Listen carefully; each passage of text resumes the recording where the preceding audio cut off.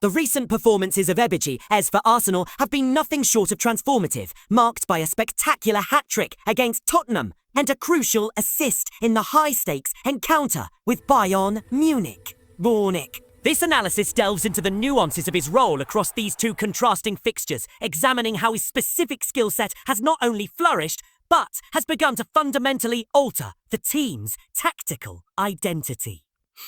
The central thesis is that Ez has unlocked a new dimension for the squad, providing a profile so distinct that it allows Arsenal to compete effectively in a wider variety of tactical scenarios, even those traditionally reserved for a player of Martin Odegaard's ilk. A critical area where Ez's influence is profoundly felt is in the team's defensive organisation and pressing triggers. Arsenal's off-ball philosophy, a fluid hybrid of man-to-man and zonal principles, demands intelligence and aggression from its players. While the Tottenham match offered fewer pressing sequences due to their deep defensive block, the Bayern Munich game was a masterclass in adaptive pressing. In that European tie, Arsenal employed a nuanced approach, applying intense pressure when Bayern were building from their deepest positions, only to transition into a compact mid to low block once the German side progressed beyond the initial phase.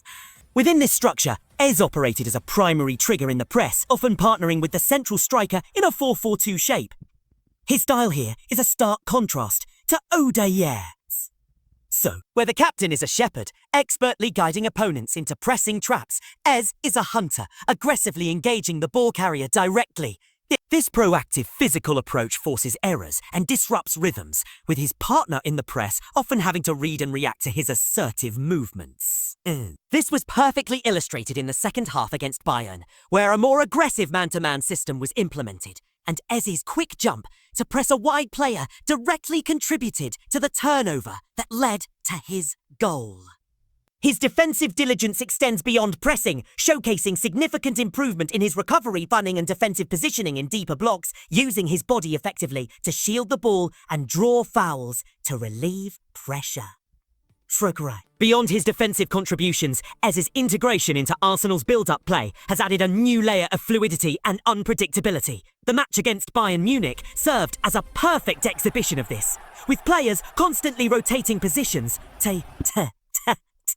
to confuse the opposition. We witnessed scenarios where a full-back would push high, a central midfielder would drop into the vacated space, and the entire attacking unit would shift accordingly. In this complex choreography, Ez has become a pivotal moving part. He has started to drop significantly deeper to receive possession, often dragging his man-to-man marker with him and creating space for others to exploit. This movement is crucial in disorganizing a disciplined press. When Declan Rice, for instance, identifies this space creation, he can drive forward with the ball or find a direct pass into the channels, bypassing the press entirely. And this creates a dynamic, multifaceted midfield structure, reminiscent of top European sides, where three central midfielders operate with a high degree of positional interchange, blurring the lines between defensive, creative, and attacking duties. While Ez remains the primary attacking threat of the trio, his willingness to participate in these deeper rotations makes the entire system more cohesive and difficult to pin down. However, the most devastating aspect of Ez's game, and the primary reason for his recent goal explosion, is his function in the final third. Arsenal has consistently worked to get him into shooting positions on the edge of the penalty area all season, and the system is now perfectly calibrated to maximize these opportunities. The team's attacking mechanism often involves using forward runs to push the opposition's defensive line deeper, which in turn creates a large pocket of space between that line and the midfield. This is the zone where Ez operates with lethal efficiency.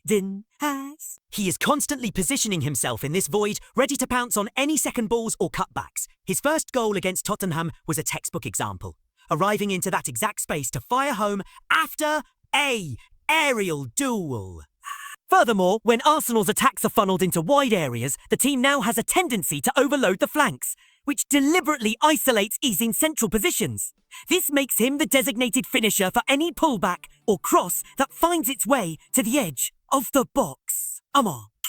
His willingness to take what might be considered imperfect shots is a key differentiator. He is less concerned with perfect body shape or ideal angle than a player like Odegaard might be, trusting his technique to generate power and placement from almost any situation. This directness is a hallmark of Arsenal's evolution with ease in the side. The team is demonstrably more vertical in its approach, embracing a controlled chaos that complements their established possession game. The chance he created for himself against Bayern, receiving a direct ball from Gabriel, nutmegging his marker, and combining for a 1-2, is a move born from this philosophy. It is a sequence of rapid, incisive actions that many other players would not even attempt. Similarly, his assist for the equaliser against Bayern was a product of this quick-thinking, direct mindset.